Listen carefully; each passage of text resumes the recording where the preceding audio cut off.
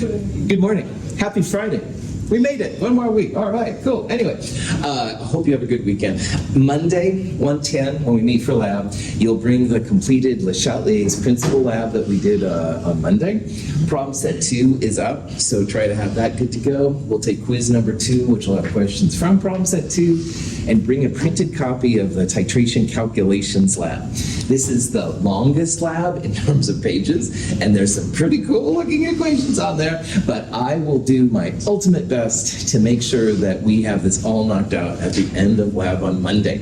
So just bring a printed copy, and we're good to go. Now, on Wednesday, we saw some pretty cool stuff. We talked about pH, which is minus log of hydronium, also pOH and stuff like that. And if the pH value is less than 7, you've got an acid. If the pH is greater than 7, you've got a base. Around 7 is neutral. pH plus pOH equals 14 was one of the things we talked about, and that will be important for our stuff coming up. Another thing that was kind of important is that weak acids have an equilibrium constant, which we're going to call K sub A, the acid dissociation constant. And really for us, Kas are always going to be weak acids, so Ks will be less than 1. Because if you have a K that's less than 1, that means you have more reactant than product, and that's going to be how most of these are going to roll. Now, all Ka expressions, the acid is going to be the only thing in the denominator. There's also water, but water is a liquid, so don't have to worry about that. And then in the numerator, you're going to have the conjugate base, which I'm just calling A minus here. It's like the HA minus the H plus makes A minus. And hydronium is key. So the A means acids, acids make hydronium. So Ka is always going to have hydronium. There's also a Kb expression for weak bases. You'd have the weak base down here, you'd have the conjugate acid up here, and you'd have hydroxide instead of hydronium. And you can have pKb as well as pKa, stuff like that. Questions on that? Okay. Now, what we're doing right now is we're going through a series of kind of examples to understand really the differences between strong acids and strong bases. And we're using equilibrium constants, believe it or not, to figure this out. And we left with this on Wednesday. This is hydrochloric acid and sodium hydroxide. Now, before we do that, let's review. 5 strong acids: HCl, HBr, HI, HNO3, and HClO4. These are the 5 strong acids I really, really, really want you to know. And there are 3 strong bases that I want you to know: NaOH, KOH, and LiOH. And yes, there are more strong acids and strong bases in this, and if we use any of them, I would tell you. But I want you to know these 5 right here. And why they're so important is that if you have one of these strong acids and or strong bases, the reaction, we're not even using equilibrium anymore. The Ks become so product favored, so large, that we're going to assume it's 100% to the product side. The H plus from the acid and the OH minus combine to make water. You're going to end up with a salt, which is the product basically of the acid-base reaction. In theory, if you have equal moles of strong acid and strong base, you can drink the solution afterwards. Now, no one's going to do that on my watch because I'm horrified that the sig figs would be wrong or something like that, and you'd have a little bit of extra strong acid or strong base. But in theory, you could drink. It would be like salty water. Oh, all right. And so this is the difference now between having an equilibrium with a weak acid or weak base and a strong acid and strong base that we have here. We're going to assume 100% product favored, no reactant at all. Questions on that?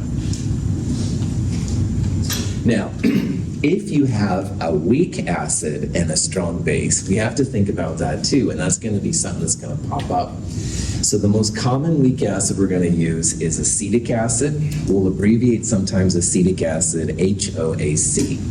But acetic acid is an acid. It will absolutely react with a strong base. All of these bases, the metals fall off and are boring spectators. It's the hydroxide which is the exciting part. So the hydroxide will react with the weak acid to make water and the conjugate base, which in this case would be acetate. So the question is, will this reaction be more on the product side or more on the reactant side?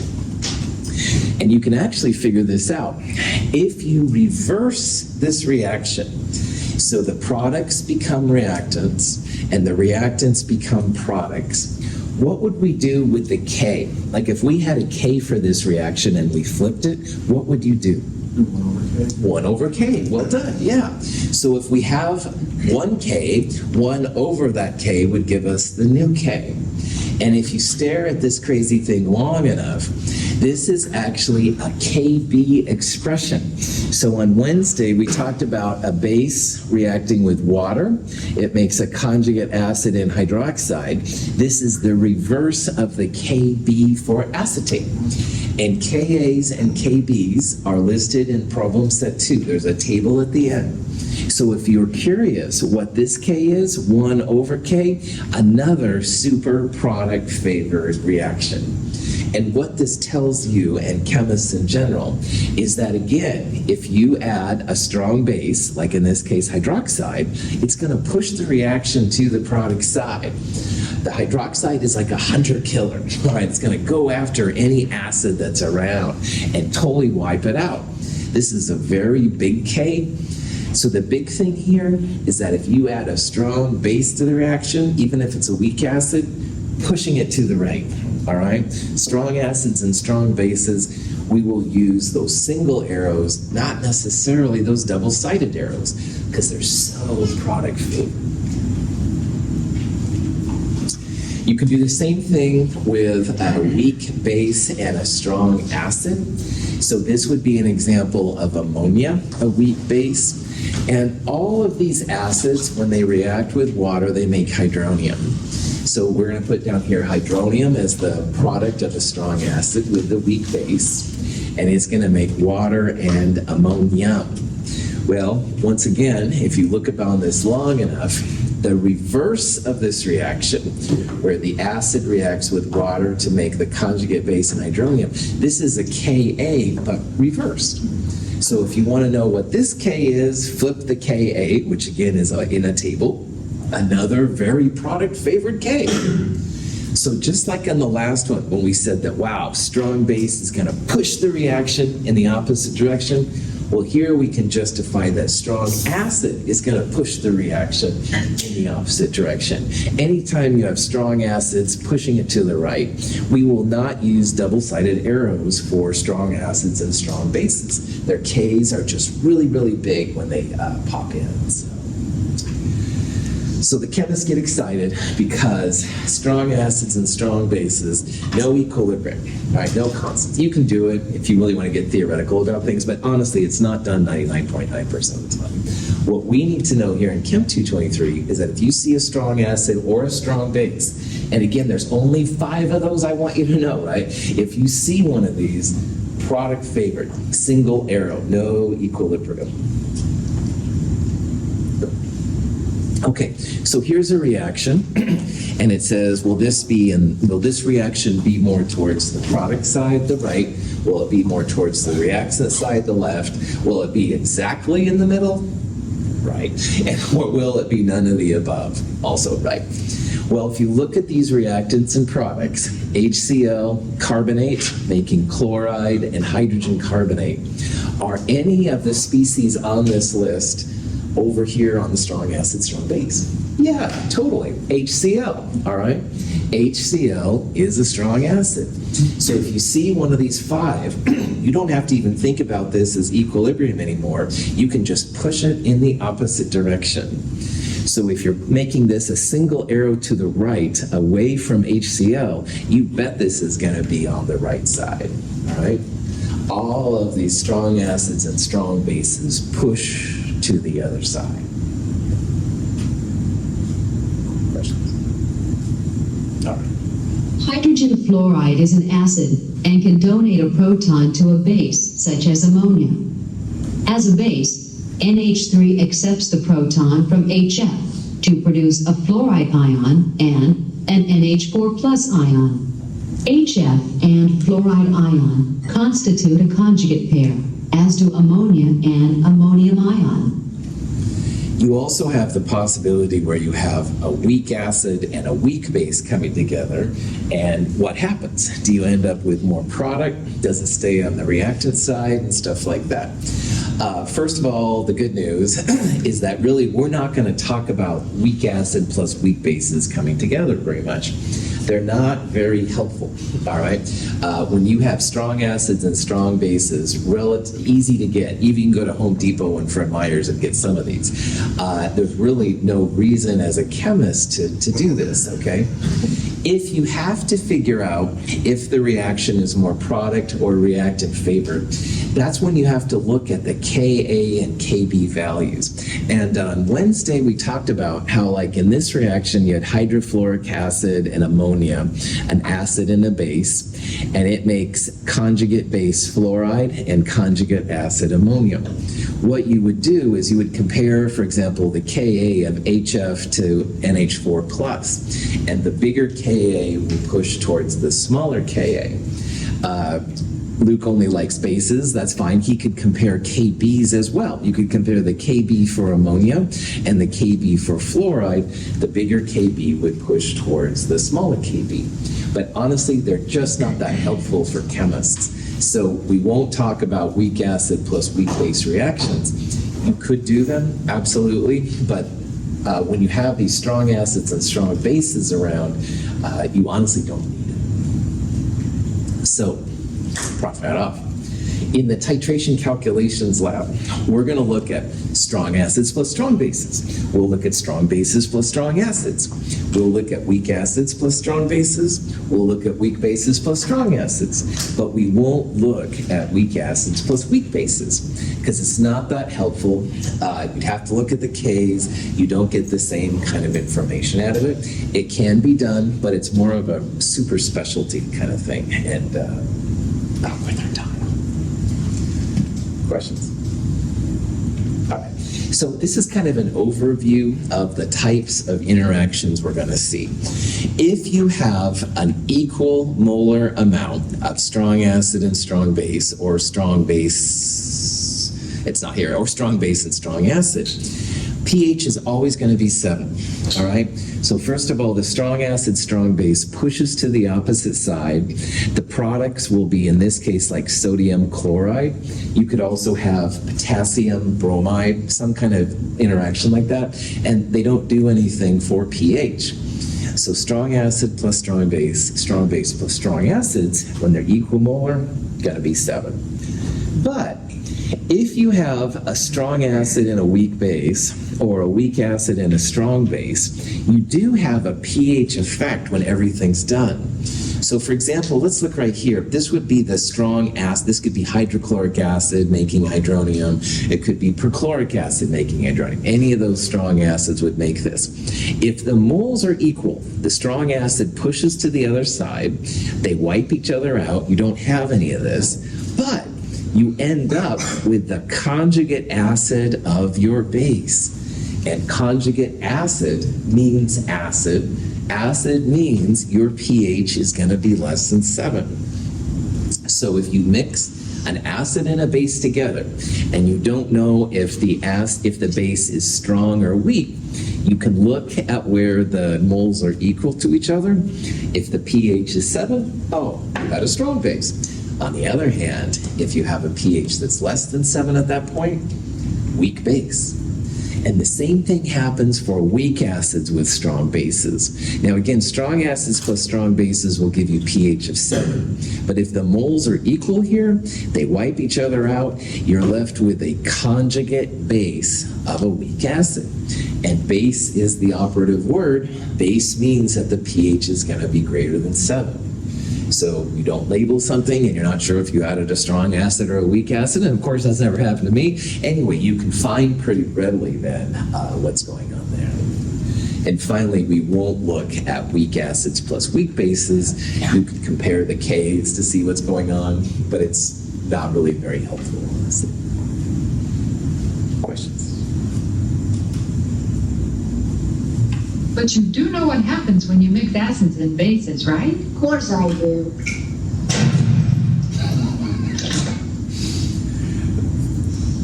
Sorry. Okay, we're not going to have any explosions like this from The Simpsons, but anyway, you can see the possibilities. Knowing how acids and bases come together is really important for chemists. There's a lot of energy involved and stuff. We won't see goo. Not going to. Okay, so let's look a little bit more now at what happens when you have a weak acid and you want to know how everything comes together.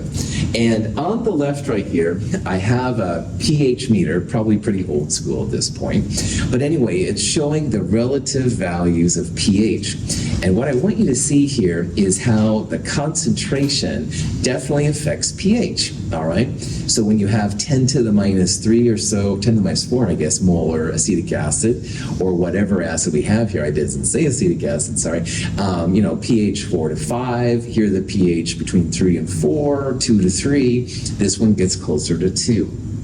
So when it comes to a weak acid or a weak base, the K is important, the equilibrium, but it also depends on the concentration. So any equation we have to find pHs or amount of acid, it's going to have not only the equilibria Ka, but it's also going to depend on the concentration that we're using. Stronger concentrations will have more acid, weaker concentrations will have less acid. So let's say that we have a 1 molar acetic acid solution. Remember, acetic acid is HOAC, which is what we're going to use a lot. If we have a 1 molar acetic acid solution and it's in equilibrium, we can use all of this to find the concentration of acetic acid, hydronium, acetate, and the pH at equilibrium. Now, if you have all of this, an ice table is helpful. And remember, because we're in equilibrium, we will have a lot of the reactant left. It's not like Chem 221 and Chem 222 when it all converted to product. We will have the equilibrium amount of this stuff left. So ice table, starting with 1 mole per liter acetic acid, and we'll assume we don't have any hydronium or conjugate base. And all of these are 1 to 1 to 1. So you can see here on the change line, acetic acid must go down while these two go up. You can't have negative numbers at the equilibrium line for anything, all right? They all have to be positive. So at equilibrium, you'll have X for hydronium, you'll have X for the acetate, and you'll have 1 minus X for the acetic acid. We're not worrying about the water's contribution to hydronium. It's 10 to the minus 7, and compared to 1.00, that's probably going to be insignificant. Questions on that? Yeah. I have a question. Why under the equilibrium for HOAC, why isn't it minus 2? What is the stoichiometry, Francisco, of acetic acid to these two?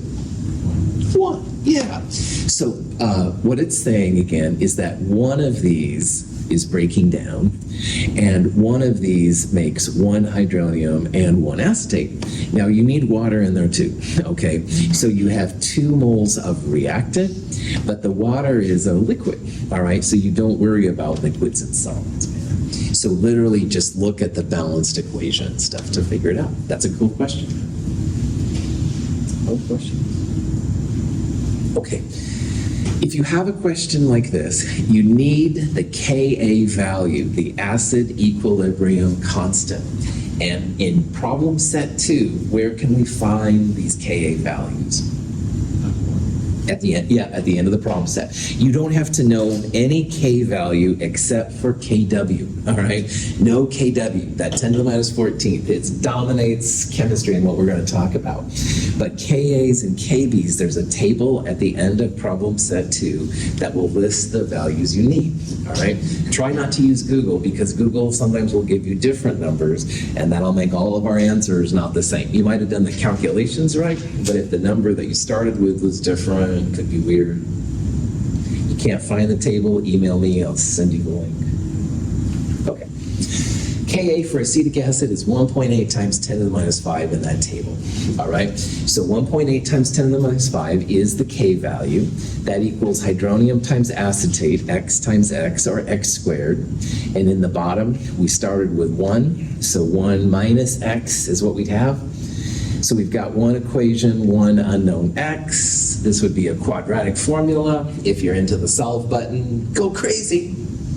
However, oftentimes, and what we're going to get into, there's a different way to go around using the quadratics. Not that you can't use quadratics, but if you don't have to, it might be worth your time.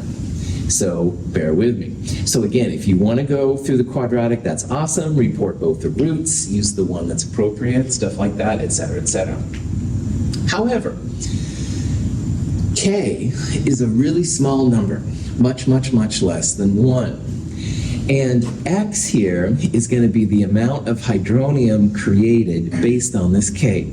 Now, if this was like hydrochloric acid, we'd have a huge K, and we could do something like this. But in this problem, this is so reactant favored that you're going to have a lot more acetic acid around than you're going to have hydronium and acetate.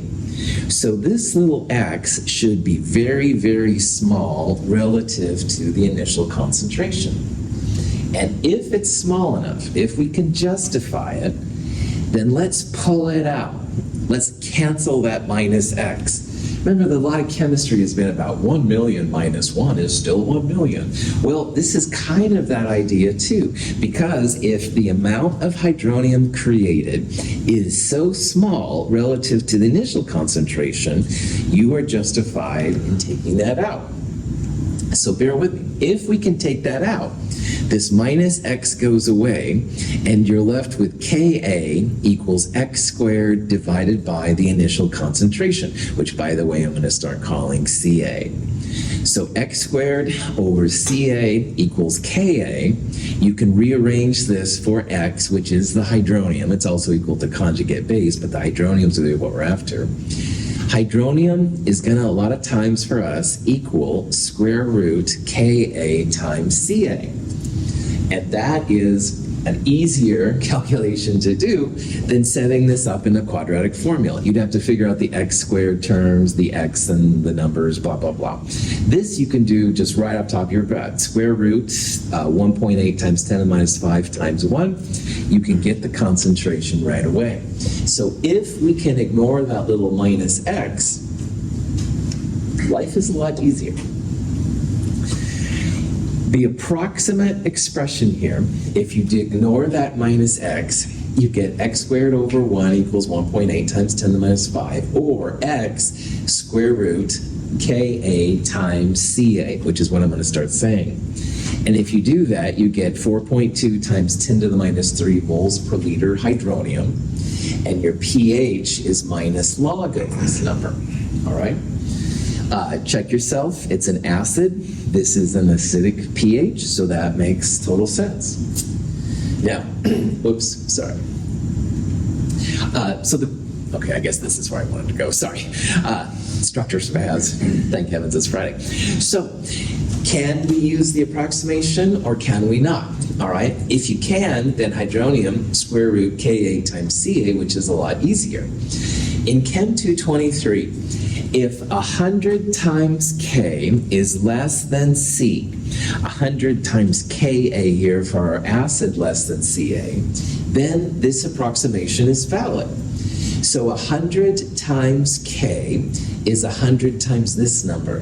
And 1.8 times 10 to the minus 5 times 100 is 1.8 times 10 to the minus 3. And that is definitely less than 1. All right, 10 to the minus 3 is a lot smaller than 1. So in Chem 223, this is an awesome way to do these problems. You don't have to go through a quadratic formula. Hydronium equals square root Ka times Ca, and if you want to get really fancy, which I do recommend, pH equals minus log square root Ka times Ca. So, what I've introduced here is a way to make these problems a lot easier. All right? If you are in love with quadratics, you by all means have that 1 minus x right there and solve. All right? That's cool. You'll solve for hydronium. You'll get two roots. It's usually a positive and a negative, so you want the positive. The positive is hydronium, minus log of that will give you the pH. However, it's a lot less entering things on calculators or computers if you can ignore the minus x, because then hydronium is equal to the square root Ka times Ca. And I know square root Ka times Ca is kind of weird, or minus log square root Ka times Ca, but after you get used to this, your calculator is going to be your awesome best friend, because man, it will make mincemeat of these problems, and it's a lot less entering of data than you have to do. This works really well if 100 times k is less than c. If 100 times k approaches c, or if 100 times k is greater than c, you've got to do the quadratic, all right? But most of the time in problem set 2 and all of the time in problem set 3, oh yeah. Questions? Okay. Here's an example of formic acid. Now, formic acid, notice here we have a weak solution, 10 to the minus 3, and we have a stronger acid, a Ka that's bigger than the last example. It's 10 to the minus 4, where the last one was 10 to the minus 5. So this question, if you went through and you wanted to do the approximate solution, hydronium would be square root Ka, this number, times Ca, this concentration. And if you do that, you get 4.2 times 10 to the minus 4, and pH 3.37, which is minus log of this number. On the other hand, if you go through the work and you do the exact value, all right, which is using a quadratic formula, then you end up with a hydronium 3.4 times 10 to the minus 4 moles per liter. And you should subtract that from your concentration of the acid to get the new value. pH is 3.47. Now, if you look at these two numbers, there's a pretty big difference, all right? 3.3 versus 3.4 with logarithms is a pretty big thing. My beloved approximate solution doesn't work well here, all right? Because 100 times K, this number, would be 1.8 times 10 to the minus 2. And that's a bigger number than this value, concentration, 10 to the minus 3. So my lovely approximation doesn't work well here. 100 times k is not less than c. If 100 times k is less than c, then this works really well. But this is an example where it doesn't work. So just kind of be on the lookout for it. Most of the time in problem set 2 and all of the time in problem set 3, 100 times k will be less than c. But maybe once on problem set 2, you'll see an example where 100 times k is not less than c. So, profit off. If you love the quadratic formula, I'm sorry. I just took away a lot of your computing fun. I apologize for that. However, profit back on. Probably you're like, stupid quadratic formula. Believe it or not, square root Ka times Ca is a lot easier. And if you put a minus log in front of it, it's a really nice way to go from these kind of values to the pH. But if 100 times K is not less than C, you run into something like this, and then it doesn't work so well. Questions? All right. Now, bases have something similar, all right? Bases have a KB associated with them. These kind of KB values are also in the table that's in problem set 2 and problem set 3. So yeah, let's start thinking about problems like that. So here's a problem. We've got some ammonia. Ammonia is a base, KB. If you look up its value, 10 to the minus 5. This is a relatively dilute ammonia solution, 10 to the minus 2. However, if you think about it, 100 times K would be 100 in this case times this number, which would be 1.8 times 10 to the minus 3. This number is 10 to the minus 2. So officially, 100 times K is less than C. It's a little closer than the acetic acid example we did earlier. So it won't be quite as cool with the approximation, but it still works pretty well. So let's pretend we're doing this the full ice table version. You've got 0.010 molar ammonia. You don't have any ammonium or hydroxide. Like the other example, these will increase by x and this will go down by x. Like Francisco talked about earlier, it's 1 to 1 to 1. So all of these are just single x's and stuff. Yeah. Could the simplification formula work if the stoichiometry wasn't 1 to 1? All of our Kas and Kbs are for single hydroxide or hydronium generating species. So we won't run into that. But there is an advanced thing, Francisco, when you have like sulfuric acid, all right, which is diproic, and it does create like 2 hydroniums. And that's a different kind of approach that we probably won't look at. So that is something to think about, but you won't see it in Chem 223. Good question. KB, 1.8 times 10 to the minus 5, x times x, 0.010 minus x. Check to see if 100 times k is less than c. This isn't as nice, but it is still less. This times 100, add 2 to the exponent. So 1.8 times 10 to the minus 3, and 10 to the minus 3 is smaller, less than 10 to the minus 2, which is what we have right there. So you bet you can ignore that little minus x. Like we saw in the last example, in this case, hydroxide equals square root Kb times Cb. And I know you're like, oh, that's a lot easier, Russell. Sure, yeah. Well, it is, because you don't have to put in quadratic formulas, minus b plus or minus b squared, all that kind of stuff. So it is less work. It's a little weird at first, but it is something your calculator can totally take care of. And if in this case you're a little nervous, and I would be a little nervous here too, because 100 times K is getting closer to C. You can actually take then the initial concentration of the ammonia and subtract the value you have, and by sig figs, which stop at the thousandths position, you're still going to get 0.010. So even though this is closer, it is still a valid approximation. If you had lots and lots of sig figs, maybe you would want to put it through a quadratic. But again, for what we're doing in Chem 223, don't worry about it. All right, so your hydroxide with approximation 4.2 times 10 to the minus 4. POH is equal to minus log of hydroxide. We saw that on Wednesday. POH is 3.37. pH is going to be 14 minus POH, which we talked about, 10.63. At this point, check yourself, make sure that the answer makes sense. If you have a KB, does this pH make sense?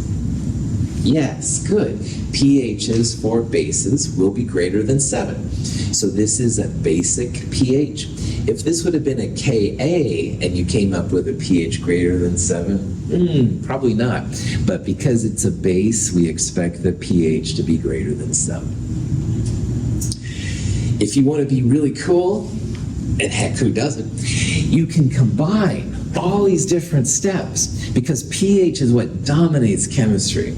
So instead of going, first hydroxide, which was square root Kb times Cb, and then POH, and then 14 minus POH equals pH, whoa, one step. 14 plus log square root Kb times Cb is a really nice one-step reaction to calculating the pH of a weak base. As long as 100 times K is less than C, this works really, really well, all right? So this is what we're going to start talking about in the lab next week, because there's lots of ways to make these calculations so much easier. And instead of setting up infinite ice tables and quadratic formulas, I'm going to share with you all of these kind of quick and dirty ways to knock these problems out. Does anybody know what movie this is from? Yes, I do. I think that's Eraserhead. Eraserhead, well done. Jacob, my man. I'm not. Yeah. Well done. You're cool. I'm honored. I think it's really cool. All right, I'm a big David Lynch fan. That wasn't known in his first movie, so I brought that back on. Sorry, bad reference. You don't have to like David Lynch, Star Trek, or or even The Simpsons for that matter to do well in this class. Brought that back on. Question? All right. So, these equations are going to be pretty helpful to us, all right? It's the pH of a strong acid and a strong base by itself, and the pH of a weak acid and a weak base by itself. Now, the first one's pH of an acid minus log concentration. All of your strong acid is converted to hydronium. You can have 0.01 molar or 5 molar. It all goes to hydronium. So literally, minus log the concentration of your strong acid is the pH of your strong acid. And for strong bases, you can also do that 14 plus log concentration thing to stop. You don't have to go through POH and then pH. So if you do that, you've got 0.3 molar potassium hydroxide, 14 plus log 0.3 will give you the pH really, really fast. Now for the weak acid and the weak base, you've got to check that 100 times K is less than C. But if it works, and it will work most of the time for you, then you can go for weak acids, pH minus log square root Ka times Ca. All right, got to know Ka. This is the initial concentration of your weak acid. And same thing here for weak base, but a base version, pH is going to be 14 plus log square root Kb times Cb. The only K I want you to know is Kw, the water ionization constant, 10 to the minus 14. I will give you Kas or Kbs or allow you to calculate them, but this makes your life a lot easier. I know they're kind of weird looking equations, but they can be helpful. Any questions? Now, something else that chemists have to think about is the properties in terms of acid and base of different salts, all right? And for example, if you put sodium chloride in water, you probably wouldn't want it to have an acid effect or a base effect. And some salts don't affect the pH at all. But some ionic compounds, some salts, when you place them in water, do have a pH effect. So as an example of how this works, let's put ammonium chloride in water, all right? And ammonium chloride dissolves 100%, all that dissociation stuff we talked about in Chem 221. It'll break up into ammonium and chloride ions. Well, chloride with water, all right, if it reacts with water and it does anything acid and base, one of these H's would transfer over here to make HCl, and you'd make hydroxide. So if you look at this reaction as is, if you see any strong acids and strong bases, remember that they're going to push in the opposite direction. And chloride, in theory, would make HCl. So if HCl is made and there's any kind of base next to it, this isn't going to be an arrow to the right. This is going to be an arrow to the left, because the strong acids and strong bases always push in the opposite direction. So we assume that chloride has no effect on pH, because if it was to do anything, it would make HCl. HCl is a strong acid. Bam, it's going to go in the opposite direction.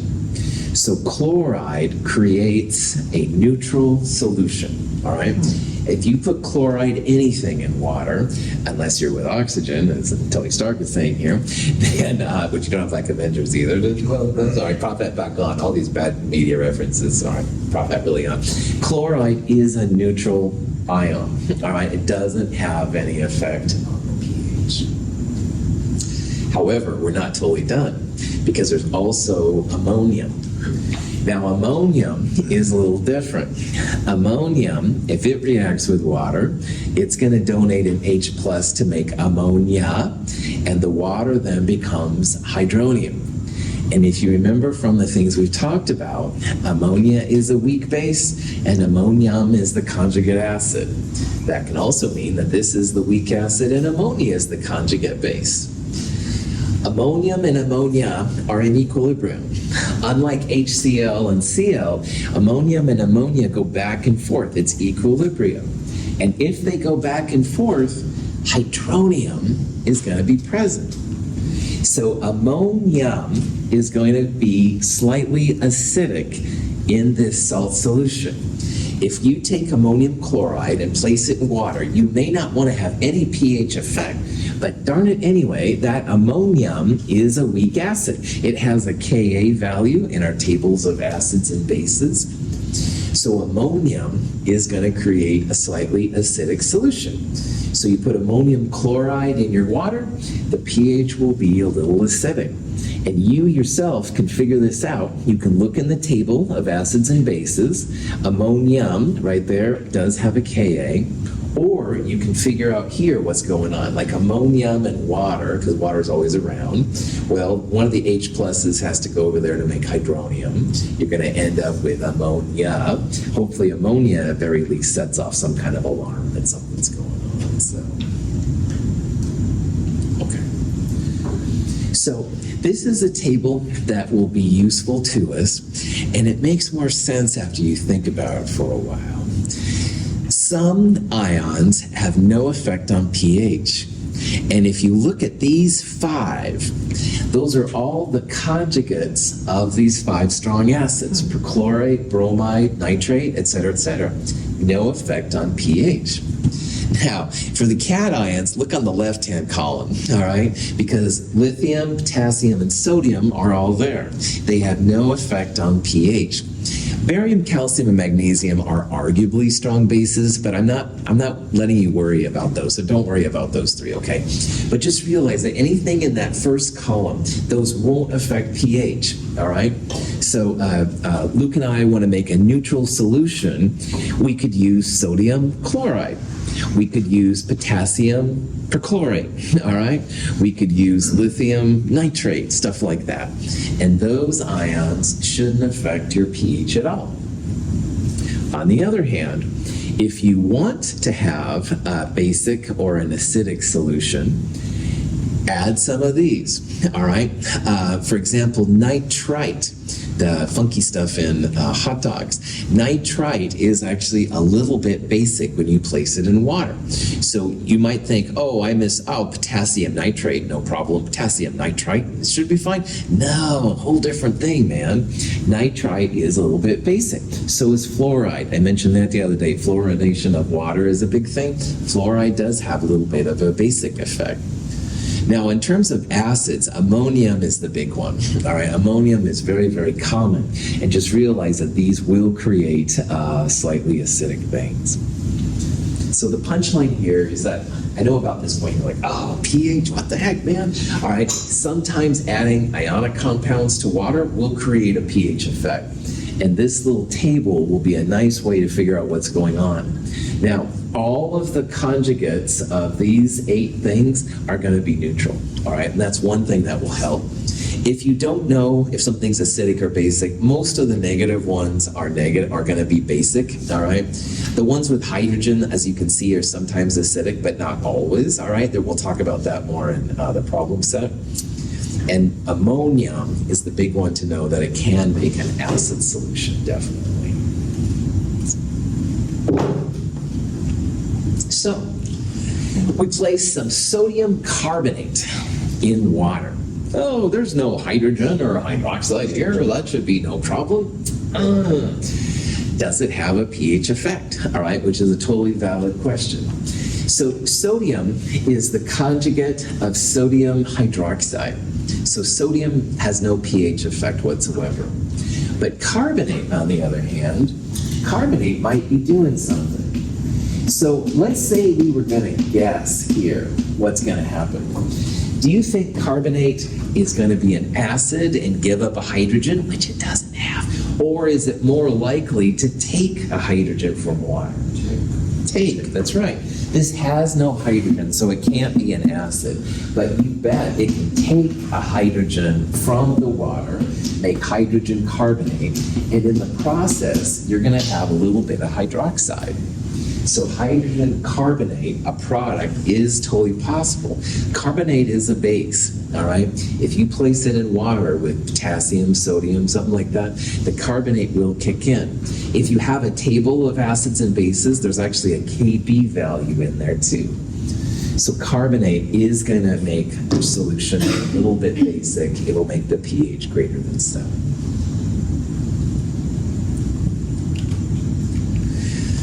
So let's pretend we have a 0.1 molar solution of sodium carbonate. Here's the Kb value. We can absolutely find out what the pH is going to be. Now, sodium doesn't do anything for the pH. It's the carbonate here. Remember to look for these 5 conjugates of the acids and the 3 conjugates of the bases to know which ones will and won't affect the pH. So we don't worry about the sodium, but we definitely worry about the carbonate. So carbonate starts in this problem at 0.10 moles per liter. It's going to go down by X. Well, these 2 conjugates or products will be going up by X. 100 times K would be 2.1 times 10 to the minus 2. Again, if you multiply by 100, you raise the exponent by 2. And 10 to the minus 2 is a smaller number than 10 to the minus 1. It's closer than I would usually like, but it does allow you to use the approximation.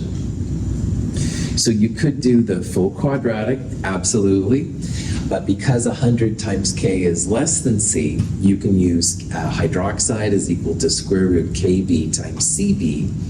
Kb, this number, times Cb, concentration, this number, gives you this 0.0046 thing. And then if you go POH and pH, you can find it's 11.66.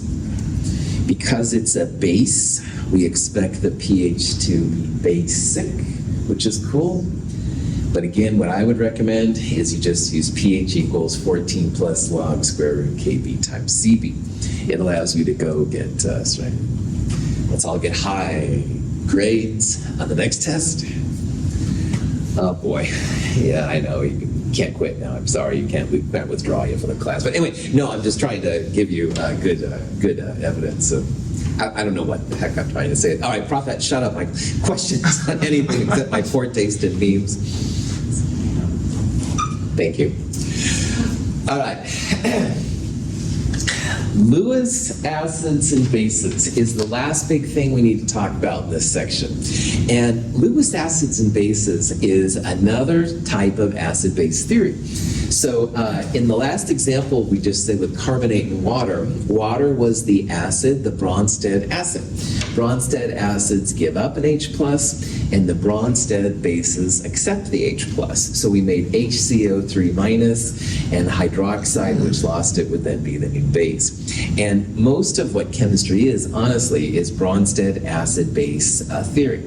However, there is another theory which helps chemists a lot, and it's called Lewis acids and bases. Now, Lewis is the same Lewis of Lewis structures in Chem 222. So when we figured out when things were, 4 bonds around a central atom, blah, blah, blah, same guy, but this is his acid-base theory. It's a lot different than Bronsted acid bases, but I think of Lewis acids and bases as being all of Bronsted theory plus more, and that plus more will absolutely help us. Now, this is an example of a Lewis acid base adduct, all right?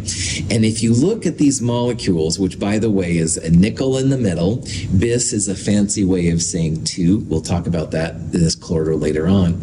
But this dimethylglyoxime is kind of this molecule right here. Now we have intramolecular bonds within the molecules. So this is a carbon-carbon sigma bond, this is carbon-hydrogen, et cetera, et cetera. Up here, we've got these little dash bonds. This is an OH and an oxygen. Does anybody remember the fancy name for that kind of bond? Hydrogen bonds. Well done. This is an intermolecular bond. It's between the molecules. And both in the top and the bottom, this molecule is helped out, kept together a little bit by the hydrogen bonds. But what I want you to focus on right now are the bonds around the nickel.